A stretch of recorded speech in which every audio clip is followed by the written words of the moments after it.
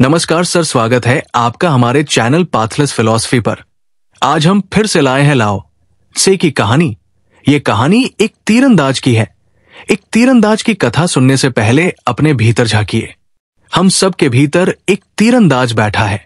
वो तीरंदाज कभी कभी बहुत सटीक निशाना लगाता है बिना कुछ चाहे, और कभी कभी हाथ इतना कांपता है कि प्रत्यंचा तक नहीं चढ़ पाती ठीक उसी समय जब वो सबसे ज्यादा चाहने लगता है। ये कहानी उसी तीरंदाज की है, पर उससे पहले ये कहानी हमारी आपकी है। हमने बचपन में देखा होगा, गांव का लोहार सुबह सुबह भट्टी जलाता था। लोहे को पीटते समय उसकी आंखों में एक अजीब सी चमक होती थी। वो लोहा नहीं पीटता था, जैसे कोई गीत गाता था। उसकी हथौड़ी की हर चोट में एक लय थी।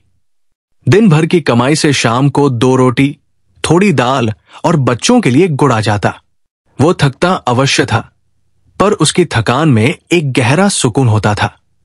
उसने कभी नहीं सोचा था कि आज 10 हल बनाऊंगा तो कल 20 बनाऊंगा, फिर 100, फिर फैक्ट्री खोलूंगा, फिर विदेश निर्यात करूंगा। वो बस उस दिन का हल बनाता था, और उस हल में उसकी सारी आत्मा उतर जाती थी। उसी गांव का बढ़ी दरवाजे बनाता था। जब वो रंदे से लकड़ी चीरता तो लकड़ी की खुशबू उसके भीतर तक उतरती थी। वो दरवाजा बनाते समय गुनगुनाता था। ग्राहक आता, दाम पूछता, वो हंसकर कहता, जितना दिल करे उतना दे दो, बस इतना कि घर में चूल्हा जलता रहे। वो दरवाजा बनाते समय कभी नहीं सोचता था कि ये दरवाजा अमीर के घर में लगेगा तो ज्यादा पैसा मिलेगा, इसलिए ज्यादा मेहनत करूं। वो हर दरवाजे में अपना पूरा प्राण डाल देता था, चाहे वो गरीब की झोपड़ी के लिए हो या जमींदार के महल के लिए। उनके काम में कोई ज्यादा नहीं था, और इसी कारण उनमें कोई कमी भी नहीं थी। फिर हम शहर आए। शहर ने हमें सिखाया, थोड़ा काफी नहीं होता, थोड़ा हमेशा कम होता है, ज्यादा ही अच्छा होता है। जितना ज्यादा उतना ही अच्छा। एक दिन हमें 10,000 मिलते थे, हम खुश होते थे। फिर 20,000 मिले तो लगा कि 10,000 तो कुछ भी नहीं थे। फिर 50,000 हुए तो 20,000 भी छोटे लगने लगे। फिर लाख हुए तो लगा कि अब असली जिंदगी शुरू होगी। पर लाख के बाद भी कुछ शुरू नहीं हुआ। बस एक खालीपन और बढ़ गया, एक बेचैनी और गहरी हो गई। हमने देखा, जिस दिन हम बिना कुछ चाहे कोई काम करते हैं, वो काम अपने आप खूबसूरत हो जाता है। जैसे कोई गीत गुनगुनाते हैं बिना ये सोचे कि ये गाना वायरल होगा या नहीं। जैसे कोई चित्र बनाता है बिना ये सोचे कि ये कितने में बिकेगा। जैसे कोई खाना बनाता है सिर्फ इसलिए कि पेट भरना है और स्वाद लेना है। उन पलों में हमारा हाथ नहीं कांपता, हमारा मन नहीं भागता। हम वही होते हैं पूरे के पूरे। पर जैसे ही हम सोचते हैं ये गाना अगर हिट हो गया तो, ये पेंटिंग अगर गैलरी में लग गई तो, ये डिश अगर इंस्टाग्राम पर वायरल हो गई तो, बस उसी क्षण जादू टूट जाता है। गीत में सुर बिगड़ जाता है, पेंटिंग में रंग फीके पड़ जाते हैं, खाने में नमक ज्यादा हो जाता है।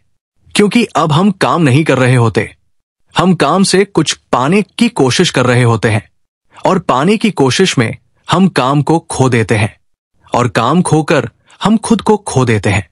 हमने अपनी हर जरूरत को लालच में बदल दिया है। पेट भरने की जरूरत को हमने 5 सितारा रेस्तरां में खाने की होड़ में बदल दिया। कपड़े पहनने की जरूरत को हमने हर सीजन में नया कलेक्शन खरीदने की मजबूरी में बदल दिया। घर की जरूरत को हमने 10-10 फ्लैट और विला जमा करने की बीमारी में बदल दिया। दोस्तों से मिलने की जरूरत को हमने फॉलोअर्स और लाइक्स की संख्या में बदल दिया। हम भूल गए कि असली खुशी ज्यादाओं में नहीं, पर्याप्तता में है। हम भूल गए कि सुकून पाने में नहीं, होने में है। एक बार किसी ने ज़ेन गुरु से पूछा, आपको जीवन में सबसे बड़ी सफलता क्या लगती है? गुरु ने चाय का प्याला उठाया, एक घूंट पी और बोले, ये घूंट, इसमें न अतीत का अफसोस है न भविष्य की चिंता, बस चाय है और मैं हूं। ये पर्याप्त है। हमारे भीतर भी वही तीरंदाज बैठा है जब वो सिर्फ तीर चलाने के लिए तीर चलाता है तो तीर निशाने पर लगता है। जब वो तीर चलाकर कुछ पाना चाहता है तो हाथ कांपने लगता है। ये कहानी उसी तीरंदाज की है, पर असल में ये कहानी हमारे उस हिस्से की है जो कभी भूखा था इसलिए सच्चा था, जो अब बहुत कुछ चाहता है इसलिए कांपता है। ये कहानी आपको याद दिलाने आई है कि आपको सचमुच बहुत कम चाहिए, बस उतना जितना आपको जीवित रखे और उतना जितना आपको जीने दे। जब आप उस कम में वापस लौटते हैं तो आप पाते हैं कि आपके पास पहले से कहीं ज्यादा है, क्योंकि अब आपके पास वो शांति है जो किसी भी कीमत पर नहीं खरीदी जा सकती। और तब आपका हाथ नहीं कांपता, तब आपका तीर अपने आप निशाने पर लगता है, क्योंकि तब आप तीर नहीं चला रहे होते, तब तीर आपको चला रहा होता है। अब जब आप तैयार हो तो चलिए उस प्राचीन चीन के छोटे से गांव में चलते हैं जहां एक तीरंदाज ने यह रहस्य जाना था कि जब आप कुछ नहीं चाहते तो आप सब कुछ पा लेते हैं। वो तीरंदाज ली शियाओयुन था और उसकी कहानी अब शुरू होती है। प्राचीन चीन का झाओ राज्य हुआंगहो नदी के किनारे बसा हुआ। वहां के राजा वेनवांग कला और युद्ध कौशल के बड़े प्रेमी थे। हर तीसरे वर्ष चैत्र पूर्णिमा को वे स्वर्ण बाण महोत्सव आयोजित करते थे। पूरे राज्य से धनुर्धर आते, पर पिछले 9 वर्षों से एक ही नाम गूंजता था, ली शियाओयुन। लोग उसे एक नेत्र तीरंदाज कहते थे। जब वो प्रत्यंचा खींचता, उसकी बाई आंख इतनी स्थिर हो जाती मानो उसने आकाश धरती की सारी गति को एक बिंदु में बांध लिया हो। उसकी सांसें रुक जाती। तीर छूटता तो हवा भी उसका रास्ता छोड़ देती। 100 कदम दूर लटकते बांस के पत्ते को वो बीच से चीर देता। ली शियाओयुन एक गरीब किसान परिवार से था। उसके पिता ली वे सुबह शाम खेतों में हल चलाते। घर में नमक के साथ चावल भी मुश्किल से जुटता।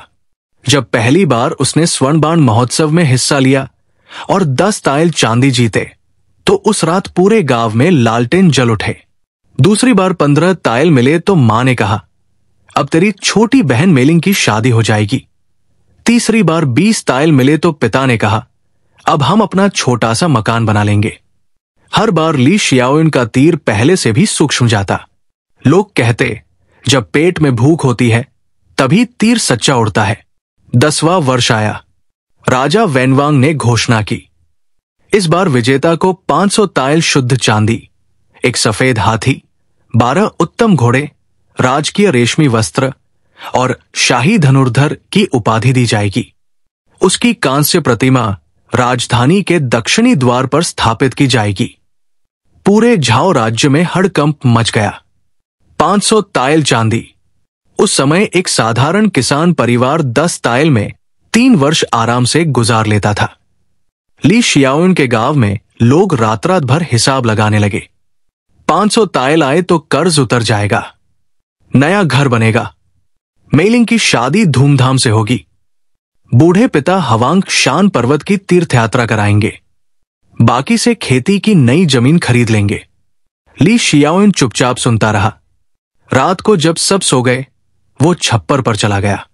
आकाश में पूर्ण चंद्र था। उसने अपना बांस का धनुष उठाया और चंद्रमा को निशाना बनाया। तीर गया और चंद्र के ठीक बीच से निकल गया। अर्थात ऐसा लगा, वही पुराना जादू उसमें अब भी था। उसने मन में कहा, इस बार भी वही होगा। पर इस बार कुछ अलग था। अगले दिन से उसका हाथ कांपने लगा। सुबह मां ने कहा, युन, इस बार हार मत जाना। दोपहर में पिता ने कहा, बेटा, इस बार हमारे कुल का नाम पूरे झाओ में गूंज जाएगा। शाम को छोटी बहन मेलिंग ने आंखों में आंसू भरकर कहा, बड़े भैया, तुम जीते तो मैं अपने भावी पति को बताऊंगी कि मेरा भाई सारी दुनिया का सबसे बड़ा तीरंदाज है। हर शब्द उसके हृदय पर भारी पत्थर रखता जा रहा था। अभ्यास मैदान अब सूना नहीं रहता था। गांव के बच्चे उसके पीछे दौड़ते, शियाओयुन दादा, इस बार सफेद हाथी लाना। कोई उसका धनुष छूना चाहता, कोई प्रत्यंचा को। उसका मन अब एकाग्र नहीं होता था। रात को नींद नहीं आती। आंख बंद करता तो 500 चमकते चांदी के ताइल नाचने लगते। कभी सफेद हाथी की सूंड दिखती, कभी घोड़ों की टापे गूंजती, कभी वह राजकीय रेशम पहने राजा के सामने झुका होता और राजा स्वर्ण मुकुट उसके सिर पर रखते। सपने में वह निशाना चूक जाता और सारी भीड़ हंसने लगती। पसीने से तर उठता। महोत्सव से 5 दिन पहले उसने अभ्यास बंद कर दिया। सोचा शायद थकान है, आराम करूं तो हाथ स्थिर हो जाएगा। पर आराम से भी हाथ नहीं रुका। उसने गांव के सबसे बुजुर्ग तीरंदाज ताओ भक्त झू लाओत्जू को बुलाया। झू लाओत्जू ने उसका हाथ पकड़ा और बोले, बेटा, तेरे भीतर अब भूख नहीं रही, लालच बैठ गया है। लालच भय बनकर आता है। जब तक तू पाना चाहेगा, तेरा तीर तेरे मन के डर से छूटेगा, हाथ से नहीं। ली शियाओयुन ने पूछा, तो क्या करूं गुरु? बुजुर्ग मुस्कुराए, तू क्या पाना चाहता है? 500 ताइल? नहीं। सम्मान? नहीं। परिवार की खुशी, यानी बहुत कुछ। जो बहुत कुछ पाना चाहता है वो बहुत कुछ खोने से डरता है और डर हाथ कपाता है। फिर उपाय? झू लाओत्जू ने धीरे से कहा। लाओत्जू ने कहा था, जो कुछ नहीं चाहता उसके पास सब कुछ अपने आप आ जाता है। वो वे कर युन, बिना चाहे हुए कर। जैसे नदी बिना चाहे बहती है, बांस का पत्ता हवा में बिना चाहे झूमता है। ली शियाओयुन चुप रहा। महोत्सव का दिन आया। पूरी राजधानी लाल और सुनहरे झंडों से सजी थी। ढोलन गाड़े, बांसुरियां गूंज रही थी। राजा वैनवांग अपने ड्रैगन सिंहासन पर विराजमान थे। निशाना इस बार 150 कदम दूर था। एक छोटी सी जेड की अंगूठी लटक रही थी। उसके बीच में एक पतला लाल रेशम का फीता। नियम था, तीर पहले अंगूठी के छेद से निकले, फिर लाल फीते को ठीक बीच से चीरे। जब ली शियाओयुन का नाम पुकारा गया, सारा मैदान शांत हो गया। वो धीरे धीरे आगे बढ़ा, राजा को सलाम किया, फिर निशाने की ओर देखा। उसने बांस का धनुष उठाया, प्रत्यंचा खींची। उसकी उंगलियां अब भी कांप रही थी। उसने आंख बंद की। उसके मन में 1000 आवाजें एक साथ गूंजी। हार मत जाना, 500 ताइल, मां बाप, मेलिंग की शादी, सफेद हाथी, कांस्य प्रतिमा। अगर चूक गया तो, अगर चूक गया तो। हाथ इतना कांपा कि प्रत्यंचा फिसल गई।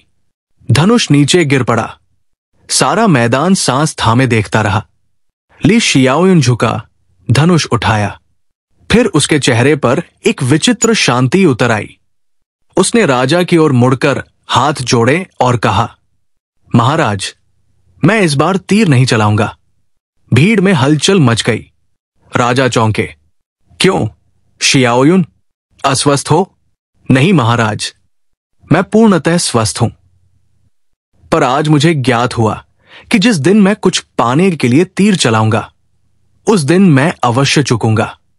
मैं 9 वर्ष से आपके दरबार में इसलिए जीतता आया हूं क्योंकि मुझे कुछ नहीं चाहिए था, केवल अपने परिवार को 2 मुट्ठी चावल। आज जब मुझे बहुत कुछ चाहिए तो मैं कुछ भी ठीक से नहीं कर पा रहा, इसलिए मैं स्वेच्छा से हार स्वीकार करता हूं।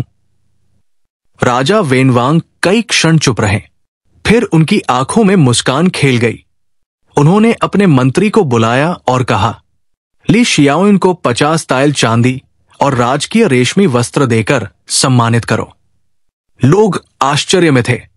राजा ने ऊंचे स्वर में घोषणा की, आज इस युवक ने सबसे कठिन निशाना लगाया है, अपने मन के लालच पर। जिसने अपनी इच्छा पर विजय पाली वही सच्चा धनुर्धर है। ली शियाओयुन ने चांदी नहीं ली, केवल रेशमी वस्त्र ग्रहण किए और बोला, महाराज, ये 50 ताइल हमारे गांव के ताओ मंदिर में दान कर दे। मुझे अब वही पर्याप्त है जो पहले मिलता था। उस दिन से ली शियाओयुन फिर वही पुराना एक नेत्र बन गया, पर अब उसमें पहले से कहीं अधिक शांति थी। लोग उससे पूछते, अब तुम कुछ नहीं चाहते, फिर तीर कैसे लगाते हो? वो हंसकर कहता, अब मैं तीर नहीं चलाता, तीर अपने आप चल जाता है। जब मैं कुछ नहीं चाहता तो तीर को भी कुछ सिद्ध करना नहीं पड़ता, वो बस उड़ता है और जहां जाना होता है चला जाता है। तब लोगों को समझ आया लाओ त्जू के उस पुराने वचन का अर्थ, जो इच्छा को त्याग देता है वही सब कुछ प्राप्त कर लेता है। क्योंकि जहां इच्छा नहीं वहां भय नहीं, जहां भय नहीं वहां हाथ कभी नहीं कांपता, और जहां हाथ नहीं कांपता वहां तीर सदा निशाने पर लगता है, चाहे निशाना बाहर हो या भीतर। ये कहानी झाओ राज्य में आज भी कही जाती है और ताओ के साधक इसे वुवेई का तीर कहते हैं। अब तीर तुम्हारे हाथ में है। कहानी खत्म हुई। ली शियाओयुन चला गया, पर उसका तीर अभी भी हवा में उड़ रहा है और अब वो तुम्हारे पास से गुजर रहा है। तुमने देखा ना, जब तक वो कुछ नहीं चाहता था तब तक वो अजेय था। जैसे ही उसने बहुत कुछ चाहा, हाथ कांपने लगा, और जब उसने चाहना ही छोड़ दिया तब वो हमेशा के लिए अजेय हो गया। अब तुम्हारी बारी है। तुम भी तो रोज सुबह उठते हो और अपना धनुष उठाते हो। तुम्हारा धनुष शायद लकड़ी का नहीं, स्टील का नहीं। तुम्हारा धनुष है तुम्हारा दफ्तर, तुम्हारा बिजनेस, तुम्हारी डिग्री, तुम्हारा रिश्ता, तुम्हारा फोन, तुम्हारा बैंक बैलेंस। तुम भी रोज एक तीर चलाते हो, कभी नौकरी के लिए, कभी प्रमोशन के लिए, कभी लाइक्स के लिए, कभी फॉलोअर्स के लिए, कभी लोग क्या कहेंगे के लिए। और तुमने भी देखा होगा, जब तुम बिना कुछ चाहे कोई काम करते हो, बस इसलिए कि वो करना अच्छा लगता है, तब वो काम अपने आप चमक उठता है। तुम्हारा प्रेजेंटेशन अपने आप सबसे अच्छा बन जाता है। तुम्हारा खाना अपने आप सबसे स्वादिष्ट हो जाता है। तुम्हारा गीत अपने आप सबसे सुरीला बन जाता है। पर जैसे ही तुम सोचते हो अगर ये अच्छा हुआ तो सैलरी बढ़ जाएगी, बॉस इंप्रेस हो जाएगा, लोग तारीफ करेंगे, इंस्टाग्राम पर वायरल हो जाएगा, बस उसी पल तुम्हारा हाथ कांपने लगता है, तुम्हारी आवाज लड़खड़ाने लगती है, तुम्हारा मन भटकने लगता है। तुम भी तो वही गलती कर रहे हो जो ली शियाओयुन ने की थी। तुम भी 500 ताइल चांदी देख रहे हो, बस तुम्हारे ताइल का रंग बदल गया है। कभी वो करोड़ों में दिखता है, कभी विदेश की नौकरी में, कभी लग्जरी कार में, कभी परफेक्ट बॉडी में, कभी पर नाम वही है और ज्यादा, और ये और ज्यादा तुम्हें कभी नहीं मिलता। क्योंकि जैसे ही तुम्हारे पास 10 लाख आते हैं तुम्हें करोड़ चाहिए लगते हैं। जैसे ही फॉलोअर्स 10,000 होते हैं लाख चाहिए लगते हैं। जैसे ही एक घर होता है दूसरा चाहिए लगता है। तुम दौड़ रहे हो पर तुम्हारी छाया भी तुम्हें नहीं पकड़ पा रही, क्योंकि तुम जिस चीज के पीछे दौड़ रहे हो वो चीज है ही नहीं। वो बस एक भ्रम है जिसे तुम्हारे दिमाग ने बनाया है और तुम उस भ्रम के पीछे अपनी जिंदगी खपा रहे हो। अब रुक जाओ, एक बार कोशिश करके देखो, बस एक दिन, सिर्फ आज। सुबह उठो, अपना धनुष उठाओ, पर इस बार कुछ मत चाहो। न सैलरी, न तारीफ, न लाइक्स, न प्रमोशन, न लोग क्या कहेंगे। बस काम करो जैसे लोहार लोहा पीटता था, जैसे बढ़ी रंदा चलाता था, जैसे नदी बहती है, जैसे हवा चलती है, और देखो क्या होता है। तुम्हारा हाथ नहीं कांपेगा, तुम्हारा मन नहीं भटकेगा, तुम्हारा काम अपने आप खूबसूरत हो जाएगा।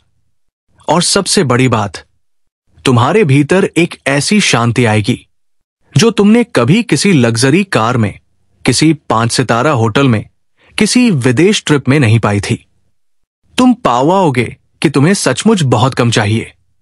एक प्लेट दाल चावल, एक सादा कुर्ता, 2 सच्चे दोस्त, एक किताब, एक शाम की सैर, एक गहरी नींद, बस इतना काफी है। बाकी सब अपने आप आता है। ली शियाओयुन ने जब चाहना छोड़ा तो उसे सब कुछ मिल गया। राजा ने उसे सबसे बड़ा तीरंदाज कहा। लोग आज भी उसकी बात करते हैं, पर सबसे बड़ी बात, उसने खुद को पा लिया। तुम भी जब चाहना छोड़ दोगे तो तुम भी खुद को पालोगे, और जब तुम खुद को पालोगे तो तुम्हारे पास पहले से कहीं ज्यादा होगा, क्योंकि अब तुम्हारे पास वो शांति होगी जो किसी भी कीमत पर नहीं खरीदी जा सकती। तो आज रात सोने से पहले अपना धनुष नीचे रख दो, अपनी प्रत्यंचा ढीली कर दो और मुस्कुराकर कहो, बस अब और नहीं चाहिए, ये पर्याप्त है। और देखो, तुम्हारा तीर अपने आप निशाने पर लगेगा। तुम्हारी जिंदगी अपने आप सुंदर हो जाएगी।